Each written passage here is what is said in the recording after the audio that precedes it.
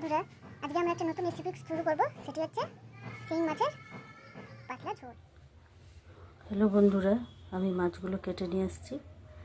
এখন কড়াইয়ের মধ্যে এগুলো একটু লবণ হলুদ মেখে ভালো করে তার মধ্যে দিয়ে দেব। প্রথমে তেল দিয়ে দিলাম, তেলটা গরম হতে দিয়ে দিলাম।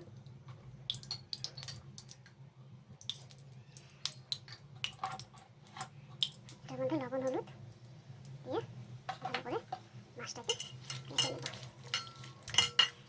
মাছটা কাটার সময় একটু লবণ দিয়ে কাটবেন, তাহলে জ্যান্ত মাছগুলো হাতে কাটা দিবেন ফুটবে না। আমাদের কড়াইয়ে তেলটা গরম হয়ে গেছে, আমি এর মধ্যে মাছটা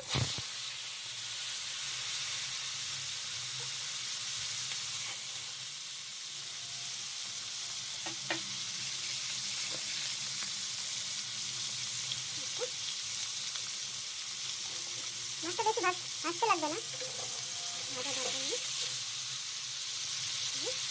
মাছটা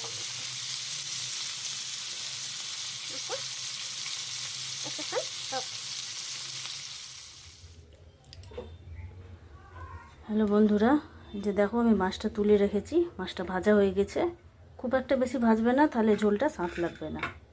আমি এর মধ্যে কালো জিরে অ্যাড করলাম একটু অল্প। কালো জিরাটা অল্প করে আমি দিয়েছি, কারণ আমাদের ফুচকুচোনাটা খেতে ভালো পায় না, তাই আমি অল্প করে এর মধ্যে দিয়েছি। দুটো কাঁচা লঙ্কা দিয়ে দেবো।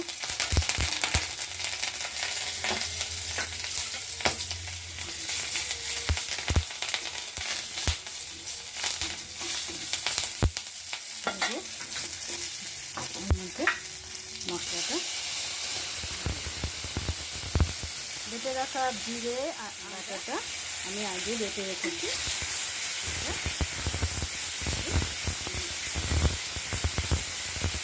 ভালো করে একটু নেড়ে করে নিলে মশলাটা ভাজা হবে। মশলাটার মধ্যে একটু লবণ অ্যাড করলাম,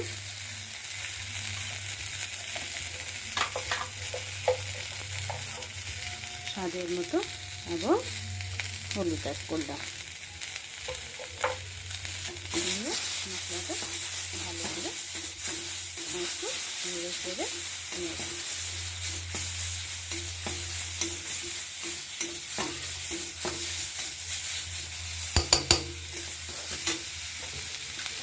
বন্ধুরা, আপনারা এটা একটু আমি এরপরে একটু আলু দিয়েছি। আপনারা একটু আলু নাও দিয়ে বানাতে পারেন।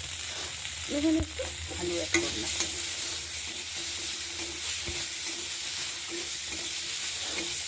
আমি এটাকে অ্যাড করে এটা ভালো করে একটু মশলাটার সঙ্গে ভেজে নেব।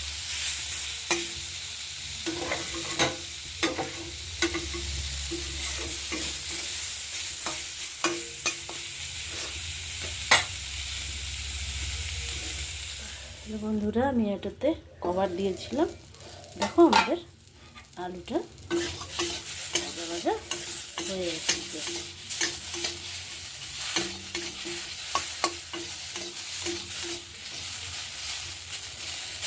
একটু ভাজা হবে আলুটা।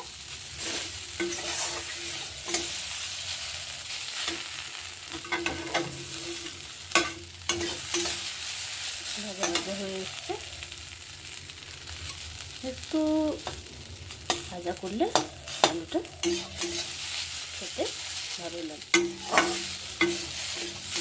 তোমাদের যদি এই রেসিপিটা ভালো লাগে বন্ধুরা, আমরা এর মধ্যে একটু জল অ্যাড করে দিলাম। আলুটার মধ্যে জল অ্যাড করার পরে আলুটা ঝোলটা একটু ফুটে আসলেই আমরা তার মধ্যে মাছটা ছেড়ে দেব।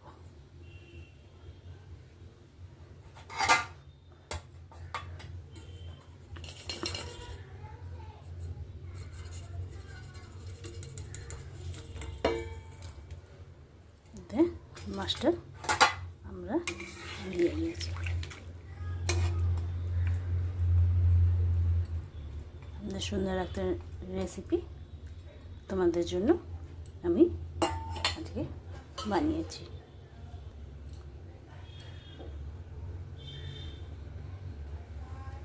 হ্যালো বন্ধুরা, দেখো আমাদের এই শিং মাছের ঝোলটা তৈরি হয়ে এসছে। আলুগুলো প্রায় সেদ্ধ হয়ে গেছে। সুন্দর একটা রেসিপি, গরম ভাতের সাথে খেতে খুব ভালো লাগে এবং খুব হেলদিও। আচ্ছা ঠিক আছে বন্ধুরা, তোমরা ভালো থেকো। আমরা এটা এখন সার্ভ করব।